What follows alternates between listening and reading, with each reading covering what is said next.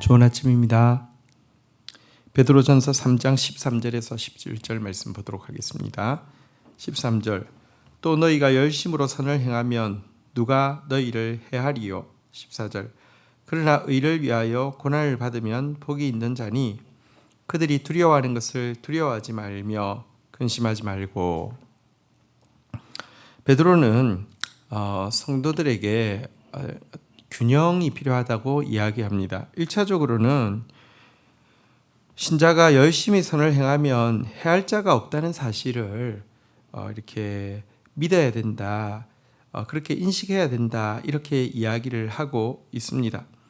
하나님께서 사실 인간에게 양심을 주시고 선한 의지를 주시고 또 인간이 모여 만든 공동체인 어떤 조직, 국가의 제도와 법을 허락하신 것은 일반 은총 가운데 권선징악을 하게 하시는 하나님의 그 일반 은총이라고 앞에서 가르쳤지 않습니까? 이 사실에 대해서 기본적으로는 믿고 신뢰하는 마음이 필요하다는 것이 열심으로 선을 행하면 누가 너희를 헤아리요 하는 말 속에 있는 의미입니다. 하지만 여러분, 이 세상이 그렇게 열심으로 선을 행하면 그러면 아무런 문제가 없는 곳이냐? 그건 또 아닙니다. 기독교는 나이브하게 나만 잘하면 되지, 우리만 착하면 되지, 그렇게 이야기하고 있지 않습니다. 기본적으로는 국가 제도, 또 예를 들면 회사랄지 혹은 가정이랄지에서도 하나님께서 세우신 권위에 대해서 존중하고 선을 행하라고 계속 가르치고 있지만 그들 앞에서 열심으로 선을 행한다고 해서 이 고난이 없는 것은 아니라고 명확히 이야기하고 있습니다. 인간의 양심도 또 그 국가의 제도나 법도 항상 옳은 것이 아니고요. 도리어 이 악한 세상 가운데에서 이것이 사단에게 이용당할 수 있고요.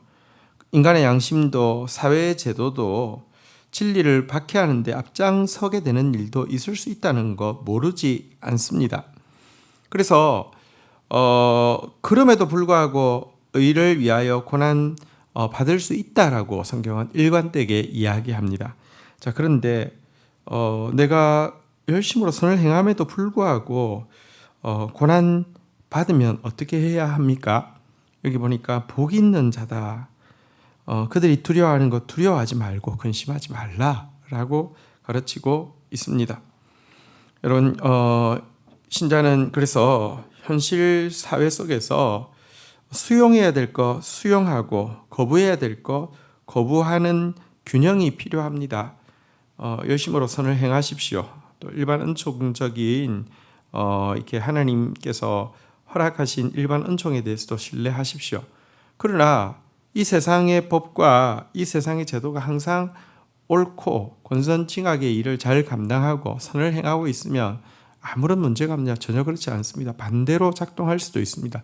그때는요, 여러분, 그 세상 질서가 그걸 요구한다 하더라도 거부할 수 있어야 합니다. 세상에 대한 수용과 세상에 대한 거부가 균형을 맞추고 있어야 된다는 것입니다.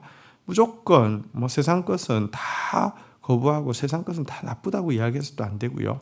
또 법과 양심, 제도 이런 것들은 무조건 옳은 것이니까 무조건 따르라 이렇게 이야기해도 안 된다라고 이야기하고 있는 것입니다. 자, 그러나 분명한 것은 한 가지 있습니다. 신자가 받아야 되는 유일한 고난의 이유는 의를 행함으로 받는 것이지 자기가 어리석어서 혹은 죄를 행함으로 받는 고난은 아니어야 한다는 점과요. 의를 행함에도 불구하고 고난이 임할 때에는 두려워할 필요도 없고 근심할 필요도 없고 도리어 기뻐하고 즐거워하라는 가르침입니다. 이것이 우리가 하나님께 속한 자라는 증거이기 때문에 그렇습니다. 이것이 우리가 과거 죄 때문에 고난받는 것이 마땅했던 우리가 적은 영역에서라도 의를 위해서 고난받는다고 하면 그 자체가 우리가 은혜 받고 있는 놀라운 증거이기 때문인 것입니다. 자, 15절입니다. 너희 마음에 그리스도를 주로 삼아 거룩하게 하고 너희 속에 있는 소망에 관한 이유를 묻는 자들에게는 대답할 것을 항상 준비하되 온유와 두려움으로 하고 14절 선한 영심을 가지라. 이는 그리스도 안에 있는 너희의 선행을 욕하는 자들로 비방하는 그 일에 부끄러움을 당하게 하려 함이라. 17절 선을 행함으로 고난받는 것이 하나님의 뜻일진데 악을 행함으로 고난받는 것보다 나으니라. 네, 예수님을 주로 삼은 사람은 거룩한 삶을 살아야 된다 이렇게 이야기합니다. 베드로전서에 굉장히 중요한 주제가 거룩이었고요. 거룩한 삶을 사는 것은 형제 사랑으로 드러나는 것이다. 변함없는 형제 사랑으로 드러나는 것이다. 이게 굉장히 중요한 가르침이었죠. 또한 예수를 주로 삼은 사람은 선한 양심과 선한 행실을 가져야 한다고 또 강조합니다. 베드로서에서 이 선행이라는 거 굉장히 강조한 것을 우리가 보아왔습니다. 그래서 신자에 대해서 비방하는 사람이라도 신자의 실제 삶의 모습을 보면 부끄러움을 느낄 만큼 삶의 증거를 가진 사람이 되어야 한다라고 먼저 이야기하고 있습니다. 우리의 삶이 뒷받침되지 않는 신앙적인 교리와 논리는요, 아무리 논리 정연하고 아무리 미려한 것이라 할지라도 공허하고 위선적인 것에 지나지 않습니다. 그래서 여러분들 진짜 거룩한 삶, 또 선한 삶 살아야만 합니다. 자, 뿐만 아니라 우리는 우리의 소망에 관한 이유를 묻는 자들이 있으면 언제든지 대답할 수 있는 준비도 하고 있어야 합니다. 여러분, 하나님께서 이렇게 영혼에게 찾아가시는 날이 되면 영혼은 마음의 문을 열 것입니다. 그 전에 우리가 선한 행실을 한다고 무조건 그들이 하나님을 믿게 된다는 것은 절대 아닙니다. 악한 영도 역사하고 있기 때문입니다. 하지만 주께서 오시는 날이 있고요. 그때가 되면 그들이 우리의 모습을 보고 궁금함을 느끼고 우리에게 우리가 가진 소망의 이유가 뭐냐고 물을 날이 올 수 있다는 것입니다. 그때를 위해서는요, 우리가 대답할 준비를 하고 있어야 된다라고 이야기하고 있습니다. 교회에서 이제 스파크 양육이 있고요. 스파크 양육에 보면 개인 전도를 위하여서 또 개인 간증을 위하여서 사실은 이제 준비시키는 과정들이 이렇게 제대로 잘 되어 있죠. 준비되어 있어야 된다라고 이야기합니다. 그런데 준비되어 있대 여러분 태도에 대해서 이야기하고 있는데요. 여기 보면 온유함과 두려움으로 이 복음을 이렇게 나누라고 이야기하고 있습니다. 여기 온유함과 두려움이라는 것은요, 모든 사람을 대하여서 항상 친절하고 유순한 태도를 가지라는 뜻과 또 동시에 두려워한다는 것은요, 상대방을 무서워한다는 것이 아니라 상대방을 크게 생각함으로 존중하는 태도를 가져야 된다는 것입니다. 우리가 복음을 다른 사람에게 제시할 때 이렇게 한편으로는 친절하고 따뜻해야 하고 한편으로는 상대방을 크게 여기고 이제 존중해야 된다는 것입니다. 넌 모르니까 내가 한 수 가르쳐 줄게 이런 자세가 되어서는 절대 안 된다는 것입니다. 여러분 사실 사람들이 기독교를 싫어하는 것은 정확하게 이야기하면 복음이 가지고 있는 유일성을 포기하지 않기 때문이 아닙니다. 사람들이 기독교를 비판하는 것은 복음의 유일성 때문이 아니라 복음을 전하는 사람들의 아나무인격의 태도 때문이라는 사실을 기억해야 합니다. 그래서 우리는요, 먼저 삶이 복음에 대한 궁금함의 이유가 되게 해야 하고요. 두 번째는 그들이 소망의 이유를 물을 때는 언제든지 복음을 제시할 수 있는 준비가 되어 있어야 하고요. 세 번째는 그때도 복음을 제시할 때에는요, 온유함과 상대방을 크게 여기는, 존중하는 이런 모습을 동시에 가지고 있어야 한다는 것입니다.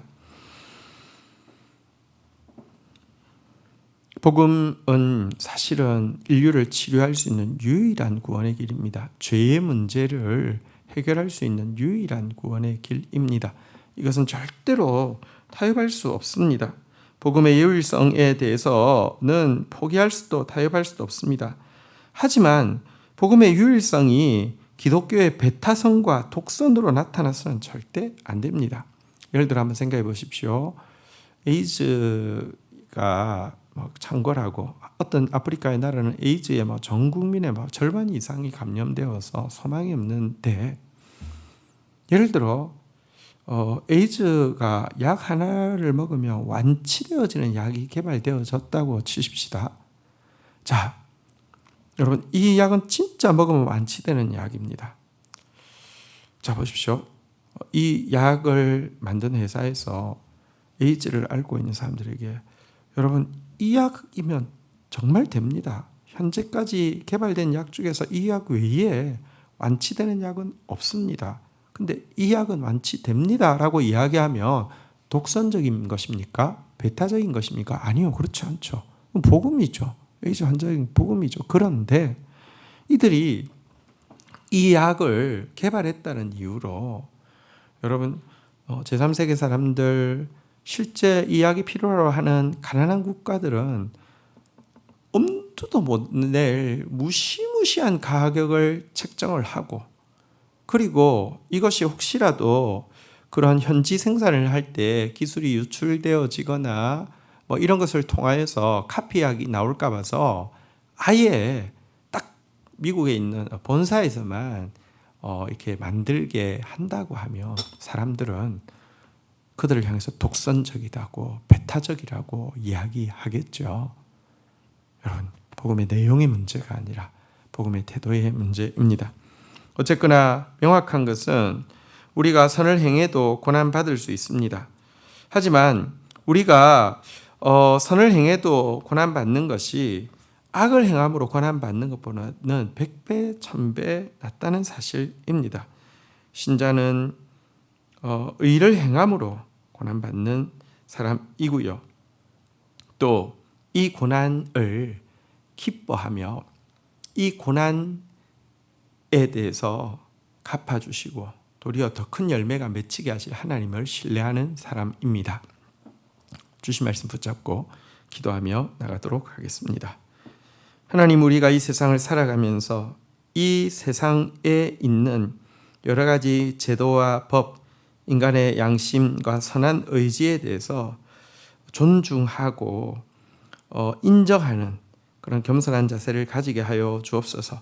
그러나 이 세상의 법과 제도, 인간의 양심과 의지마저도 타락할 수 있고 사단에게 이용당할 수 있고 진리를 무너뜨리는데 앞장서는 것이 될 수 있다는 사실도 무지하지 않게 하여 주시옵소서.